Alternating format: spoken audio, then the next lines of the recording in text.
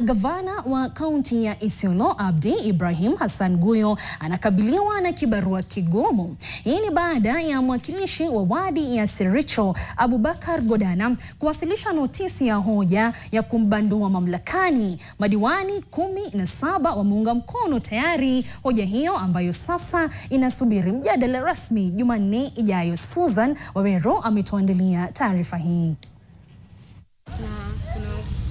Katika hatua inayotikisa siasa za kaunti ya Isiolo, mwakilishi wa wadi ya Siricho Abubakar Godana ameibuka na hoja nzito ya kutaka gavana Abdi Ibrahim Guyo ang'atuliwe mamlakani.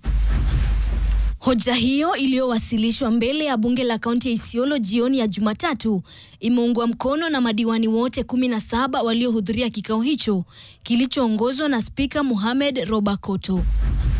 Sababu kuu zilizotolewa kama msingi wa hoja ya kumuondoa gavana Guyo ni utumiaji mbaya wa mamlaka, udhibiti mbaya wa fedha unaohusisha ukiukaji katika mchakato wa kuajiri wafanyakazi, kutokulipa michango ya kisheria kama vile michango ya NSSF na NHIF, pamoja na malipo yasiyofaa kwa wafanyakazi kama ilivyoainishwa katika ripoti ya mkaguzi mkuu wa hesabu za serikali, na tabia ya dharau ambapo gavana anadaiwa kutumia lugha ya matusi na ya kudhalilisha hadharani miongoni mwa sababu zingine.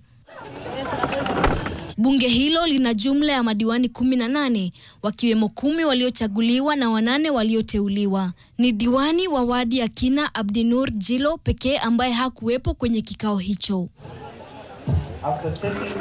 Mjadala rasmi wa hoja hiyo unatarajiwa kufanyika Jumanne ijayo, ambapo hatima ya gavana Guyo itaamuliwa ndani ya ukumbi wa bunge la kaunti ya Isiolo.